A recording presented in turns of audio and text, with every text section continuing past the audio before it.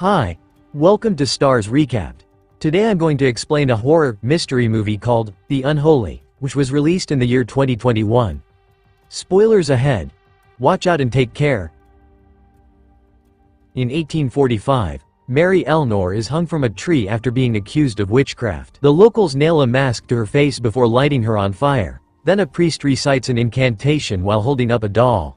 A few hours later, her burnt body is still hanging on the tree. In present day in Massachusetts, disgraced journalist Jerry visits a farmer who claims his cow has been marked by a cult. However, when Jerry takes a closer look, he discovers the Metallica logo, so he guesses the farmer's son did it. Suddenly he hears a weird whispering noise that makes him approach a nearby tree, where he finds something sparkling under the sunlight. Jerry reaches into the tree and finds the burnt doll from the beginning with a tag that says February 31, 1845. The farmer says it's common for field workers to leave dolls in the ground for good luck, but usually they don't look like this one. Seeing this as an opportunity for a creepy story, Jerry steps on the doll's head to break it and takes pictures of the farmer supposedly finding it. Later that night, Jerry is driving out of town while drinking. When he turns to grab the bottle, he almost hits Alice, but he dodges her just in time. Jerry's car crashes, but he's fine, so he comes out and notices something moving in the shadows. It's Alice, who Jerry follows through the woods until they find the tree from earlier. Falling to her knees in front of the trees, Alice repeats, "I pledge my soul to you," until Jerry touches her shoulder, then she faints. Afterward, Jerry takes her back to town and learns she lives with Father Hagen, her uncle and only living relative. Hagen calls Dr. Natalie, who checks on Alice to confirm she wasn't hurt and reveals she's deaf-mute. Jerry wonders why he heard her talk, and Natalie blames it on his drinking. While his car gets fixed, Jerry must stay in a motel in town. He goes to church and hears Hagen preaching, only to notice Alice staring at a statue of Mary. She keeps hearing a female voice calling her name and suddenly stands up to walk out of the building as in a trance, and soon other young girls follow her in a perfect line. Everyone else also follows and Jerry has his camera ready to record while Alice stares at the tree, where she sees an apparition of Mary. After standing there for a few seconds, she shocks everyone by talking, saying she has heard the voice of Mary herself, who is requesting through Alice that everyone return to the tree the next day. Afterward, Natalie runs tests on Alice, who is excited to learn she can now hear as well. That night, Jerry has a nightmare about a red sky taking over the town, the doll breaking, and a ghostly woman crawling out from the now red creek. He wakes up when a drop of water falls on his face and he looks up to see the ceiling is covered in mold. The following day, all the locals return to the tree and once again Jerry records everything. Hagen tries to keep Alice home, but she comes out anyway and goes to touch the tree, where she sees the apparition of Mary again. Then she approaches a paraplegic boy and tells him to have faith in Mary because she commands him to walk. To everyone's shock, the boy suddenly stands up and is able to use his legs. Jerry makes sure to record this too as everyone falls to their knees to pray. Inside the church, the statue of the Virgin begins crying blood. Soon the miracle appears on the news and goes viral. Bishop Giles and Monsignor Delgard are sent by the Vatican to investigate if Alice really performed a miracle or if it's another scam. They hold a press conference during which they give examples of the only 3 real miracles by Mary from modern times, which have inspired 3 shrines that attract millions of visitors every year. There are 3 steps to confirm if a miracle is real. The illness must be incurable, the cure must be instantaneous, and the cure must be complete. Then Alice arrives at the conference too and is overwhelmed by the amount of reporters asking rude or stupid questions. Jerry cuts in with a gentler approach and questions that allow her to express her faith, so she only answers him.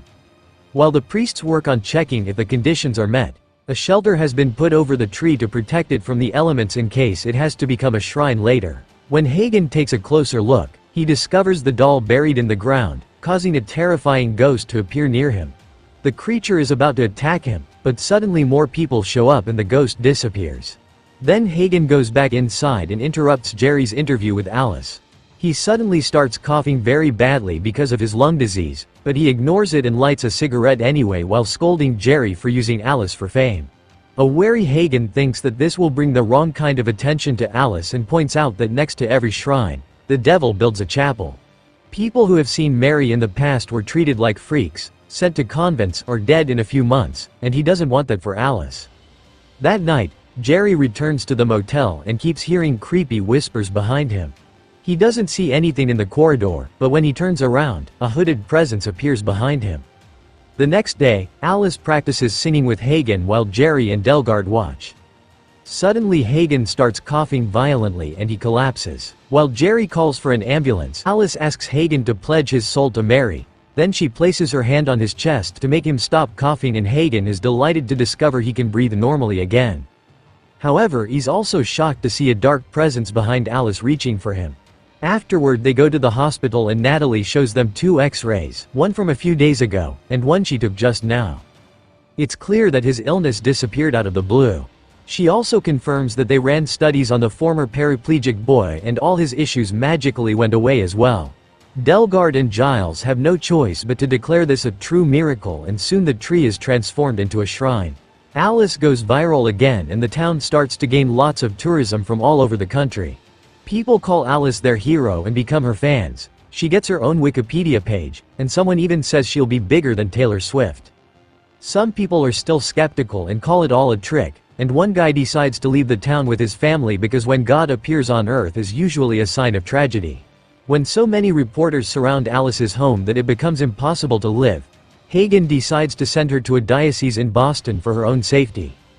Sometime later, Hagen is smoking a cigarette in the church and notices the smoke moving at a weird angle. He follows it to find a hole in the wall with a notebook, which contains the steps of a ritual to seal the devil with a mask and a doll. In the shadows, something watches him. Meanwhile, Jerry has dinner with Natalie and tells her about the doll he saw, so she explains that those particular dolls are known for trapping evil things, putting the impossible date of February 31st to keep them inside forever. Afterward they go for a walk and Jerry is surprised to see the creek from his dream.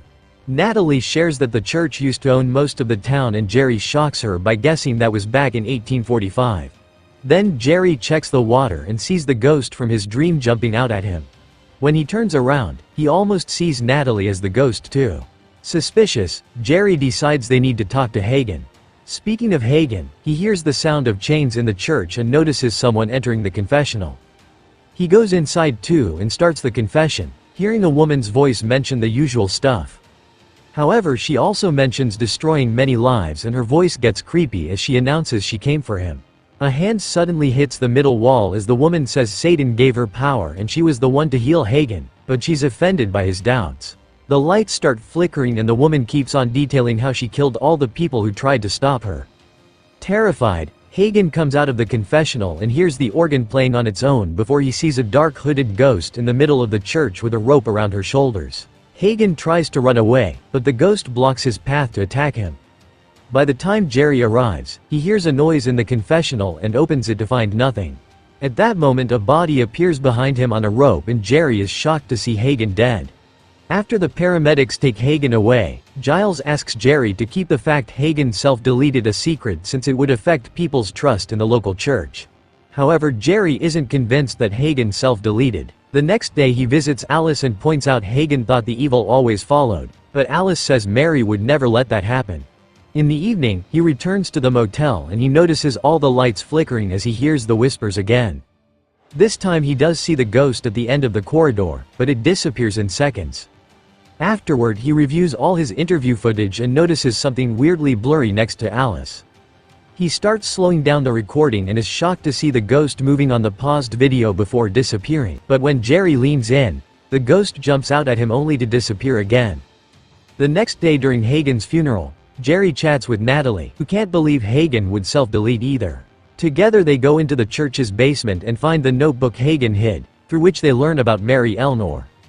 She could heal the sick and claimed that Virgin Mary talked through her, but anyone who doubted her would end up dead. In 1845, the town finally fought back and they submerged Mary in the creek until she confessed she was serving Satan. Then they nailed a mask of the Virgin to her face and burned her to death to trap her ashes and soul in the doll that Jerry broke. After Mary's death, every person she healed became sick again.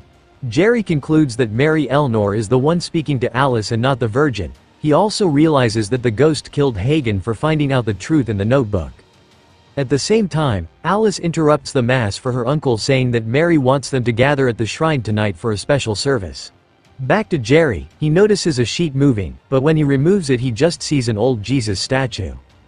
Suddenly another sheet falls and the ghost reveals itself as it tries to attack the duo.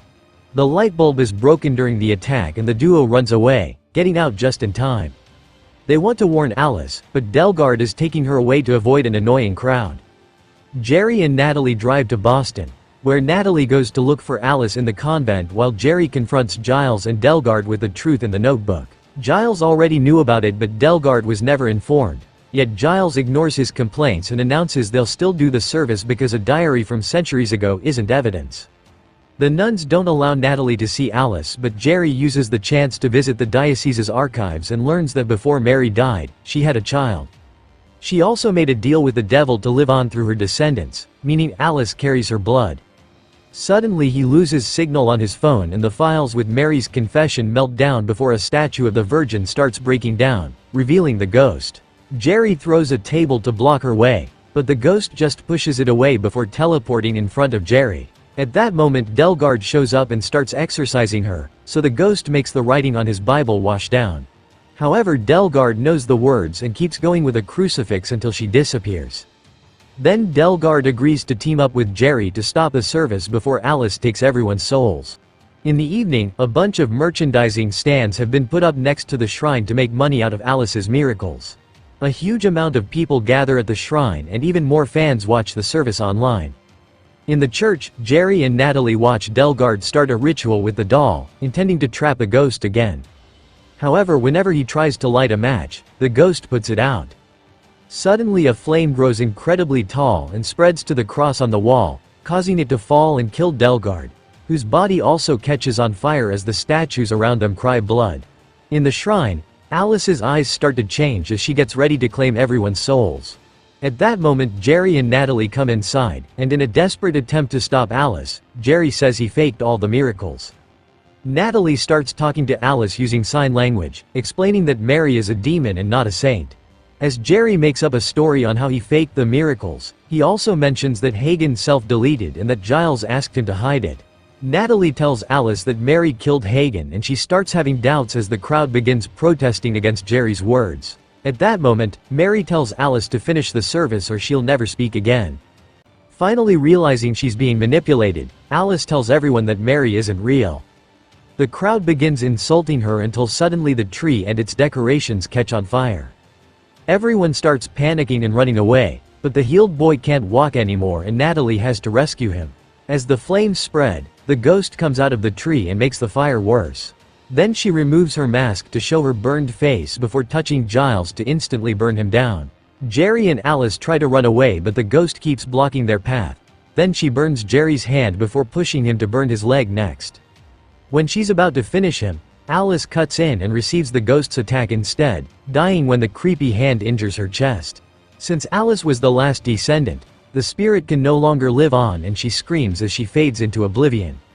A crying Jerry holds Alice's body and prays to God for mercy, causing Alice to be revived. Sometime later, Jerry, Natalie, and Alice visit Hagen's grave. Alice can't talk anymore, so Jerry is learning sign language to communicate with her. Inside the church, a statue of Virgin Mary is crying blood again. That's my explanation for the movie, The Unholy.